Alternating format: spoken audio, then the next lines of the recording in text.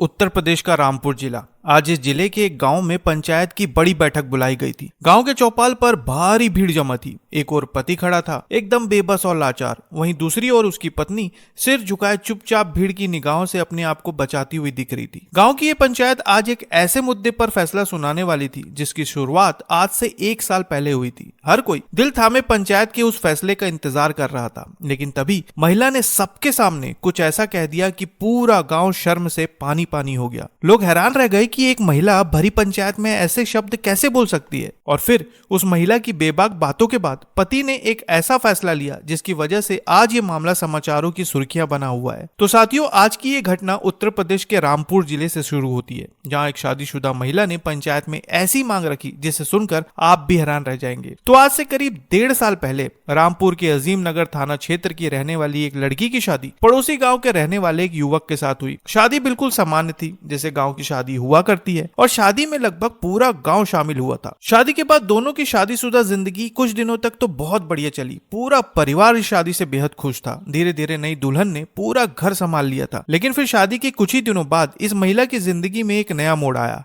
एक दिन महिला की मुलाकात तांडा थाना क्षेत्र के रहने वाले एक युवक से हुई। दोनों में बातें शुरू हुई और फिर कई बार दोनों जाने अनजाने रास्ते में एक दूसरे से टकरा जाते थे। फिर दोनों में बातें होती और इन्हीं बातों का असर कुछ ऐसा हुआ कि ये दोनों एक दूसरे से प्यार करने लगे। धीरे धीरे दोनों के बीच अवैध संबंध बन गए। लेकिन महिला शादीशुदा थी और शादीशुदा होते हुए वो अपने प्रेमी से खुलकर मिल नहीं पाती थी। इसलिए शादी के कुछ ही महीनों बाद महिला अपने प्रेमी के साथ घर छोड़कर भाग गई। अब आप जरा समझिए कि एक तो ये गाँव का मामला था और गाँव में कोई भी बात आग की तरह फैलती है। बस फिर क्या था, गांव में हड़कंप मच गया। पंचायत बुलाई गई और फिर पंचायत के फैसले के बाद पत्नी अपने प्रेमी को छोड़कर वापस अपने पति के पास चली गई। इस फैसले के बाद गांव और परिवार के लोगों को लगा कि चलो धीरे धीरे सब कुछ ठीक हो जाएगा, लेकिन असलियत में ये तो बस शुरुआत थी। उस पहली घटना के बाद अगले 1 साल में महिला ने वही कदम बार बार दोहराया। कुल 10 बार, जी हाँ पूरे 10 बार वो अपने प्रेमी के साथ घर छोड़कर भागी और हर बार पति की बेबसी और बढ़ती रही। कभी पंचायत उसे वापस लाती, कभी पुलिस दखल देती। गाँव की औरतें चौखट से झांक कर फुसफुसाती और पति हर बार पत्नी को वापस लाकर यही उम्मीद करता कि शायद अब सब कुछ ठीक हो जाएगा, लेकिन कुछ भी नहीं बदला। फिर आज से 8 दिन पहले जब महिला 10वीं बार घर से भागी तो पति पूरी तरह से टूट गया।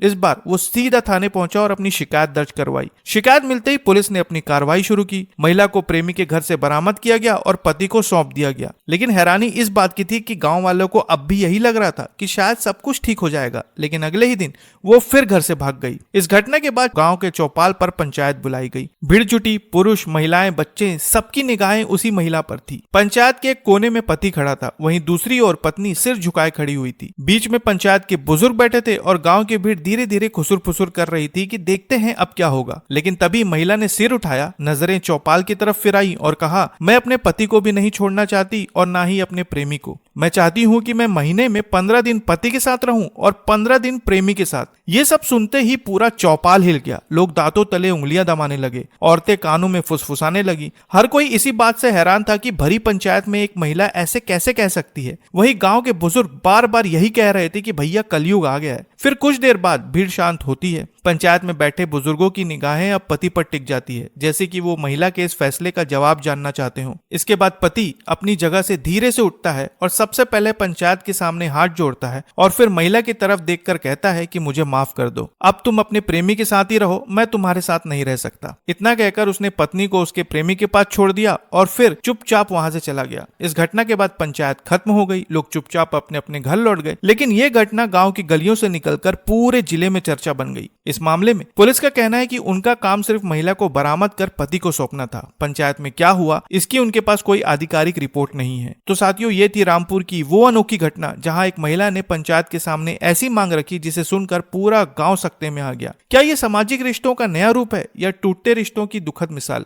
आपका क्या मानना है कमेंट में लिखकर हमें जरूर बताएं और नई खबरों के लिए चैनल को सब्सक्राइब करना ना भूलें। फिर मिलते हैं साथियों एक नई खबर के साथ, तब तक के लिए आपका बहुत बहुत धन्यवाद।